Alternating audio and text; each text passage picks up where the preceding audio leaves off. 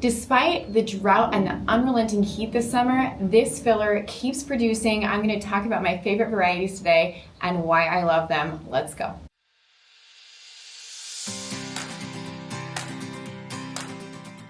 Thank you to this year's sponsors, Advancing Eco-Agriculture, providing regenerative solutions for growers, and also to Albert Lee Seed, serving farm families for over a century. I showed you all in my last video, we walked around the farm and I showed all the things that are still doing really well. Now, I have been anticipating drought and heat and water restrictions for years now. I'm in Colorado. Water is a huge issue. We have an agricultural ditch, but we're not able to water that often. So while I do things like cover cropping to help with soil aggregation, using mycorrhiza to help my plants get more hydration, using things like deep mulches and putting my drip lines underneath that mulch for two reasons. One is because it minimizes microplastic breakdown, but also it makes our watering more efficient, replacing a lot of plants with native drought tolerant things. Even doing all of those things, it's not perfect.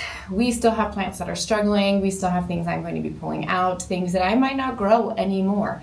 But this is not one of them, and that's not what I'm here to talk about today. Today I'm going to talk about a workhorse filler in my garden. And this is a great one because not only is it good as a filler flower, so for those of us growing for cut flowers, but also for those of us who keep chickens, for those of us who just like to grow our own herbs, and that is oregano. So these don't all maybe look like oregano to you. I'm going to go through the different varieties that I like, which ones I like and keep around for various reasons, and which ones I like the most. Now, first of all, oregano, yes, very, very drought tolerant, very heat tolerant. It is one of the plants that I have planted all in a row because I know I can shut off the irrigation in times of drought, in times of water restriction, and they'll still be okay. Now, they might not necessarily do as well as if they had irrigation, but they'll still perform, they'll still bloom, and that is key for me. I am going to show you the difference of what some of them look like with water and without, just so you can kind of see how they perform. They produce nice, big, bulky filler, which is really nice when you're doing bouquets.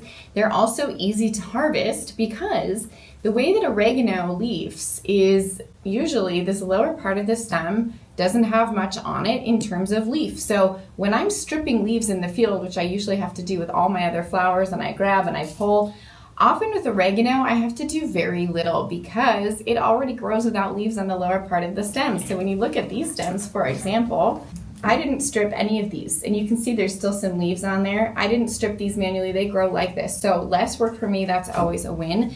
Also, when I am stripping the leaves though, I like to think that I'm getting a little bit of herbal goodness just transdermally, right, of oregano through my fingers, and my hands always smell really great at the end of the day. I hang some to dry, and it's also really good for chickens. So I like to put it in my chicken coop. I like to give it to them throughout the winter. It helps, it's good for their respiratory health. They like to pick at it. So I'll just hang it to dry throughout the winter. I'll pull it down and give it to the chickens. If you're growing them for flowers or for bouquets, there are some that I like more than others.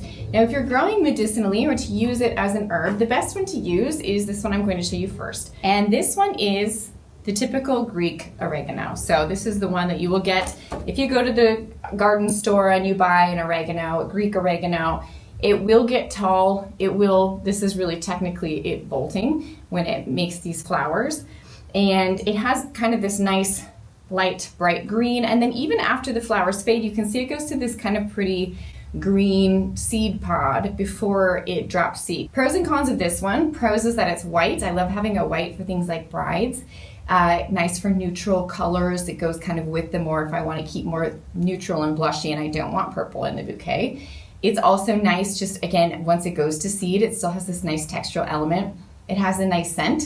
Downsides of this one are that the stems tend to be a little bit on the weaker side. This plant does tend to be a little bit floppy, and this variety will reseed. So if you don't want oregano reseeding all over your garden, this one will reseed if you let it go to this point and drop the seed. Now, if you harvest it before it drops the seed, you'll kind of eliminate that problem. So you can kind of play with that by not planting too much oregano so that you can keep up with it. All right, second up, I have this one, which when I bought it, it was called Herrenhausen oregano. It might have a different name now. Of course, all these plants sometimes have different names depending who you're buying them from. This one is a tall, dark purple bloomer. So you can see it kind of puts off these beautiful dark purple blooms.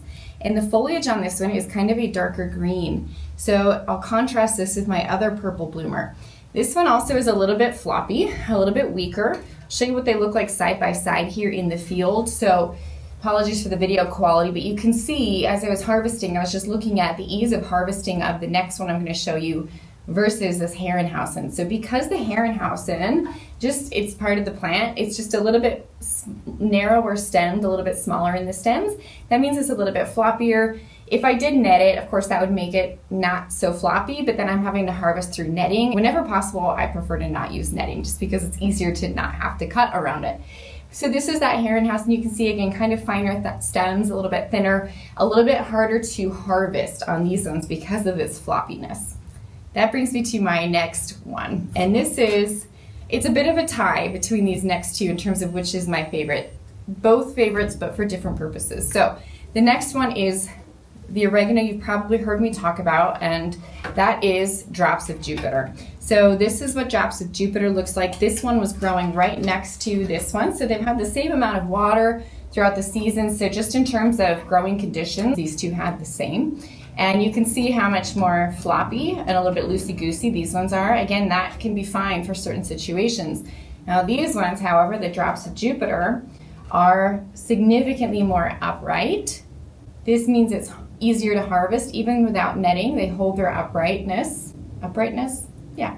Even without netting, so they're nice and straight, easy to harvest. I could even harvest these with a sickle if I wanted to for speed. Again, very few leaves on the lower parts of the stems here. You can see pretty bare already. And a lighter green in the foliage. So I also like to use this one in early spring because it does get tall quite early.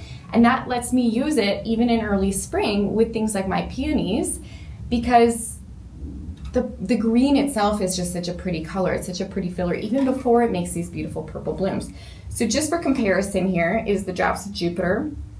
Here's the Herrenhausen. Again, a little bit darker purple on the Herrenhausen versus the Drops of Jupiter. A little bit darker green on the foliage of the Herrenhausen, a little bit lighter green on the Drops of Jupiter. So it kind of comes down to, a few different things. What are you using it for? I did want to show in comparison what the Drops of Jupiter looked like when it didn't have any water. So this was the row that I shut off water on. What that did do is make it shorter. So it still bloomed. I just want to show you because even in times of drought, this has had 0 supplemental water all summer, which to me, this is really impressive that it looks as good as it does, just like this, versus the one that had water, right? So obviously, it's going to perform better with water. But if I had showed you this before showing you the other one, I think you still would have thought this one was really pretty, right? But same variety, just a little bit of supplemental water and not so much. Okay, now the last one I'm going to show you is my other favorite.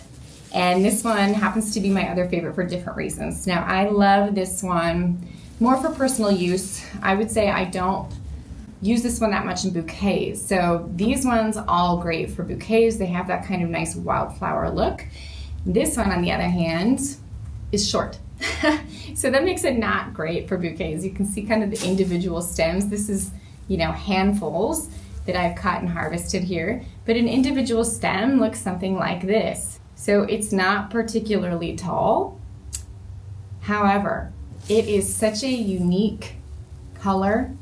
It is such a unique shape, and it dries just like this. To me, it looks kind of like a hops plant, but with a little bit of blush to it. I will use this one a lot, but not so much for bouquets, right? This one I'm going to use more for things like arrangements in jars, arrangements in little low vases, and also for boutonnieres. So if you've taken the flower arranging class, I love using these little plants because they will hold just like this out of water. It will not change. It will dry just like this. In fact, one of my favorite ways to use this oregano is just to take it, put it in a vase like this, and let it dry in place. You could also use it in wreaths. And I'll just let this dry, and then even heading into next spring when we have wedding orders, I can pull dried pieces of this and still use it for boutonnieres. So in terms of ones that are a little bit more unique, I think I have to say this one takes the cake. I I've got some bouquets to make. This is going to be my filler here. I'm going to mix it all together, and then this guy I'm just going to save as a little centerpiece. So I hope this was helpful if you are also dealing with heat and drought either on your flower farm or in your garden, and you still want something that is going to be rewarding, multi-purpose, and beautiful in the garden. Definitely would recommend checking out one of these varieties of oregano. All right, guys, and don't forget to check out our Substack and my book. I've got both of them linked below if you want to read more about any of the stuff we discussed today, and I'll see you guys around here next time at the farm.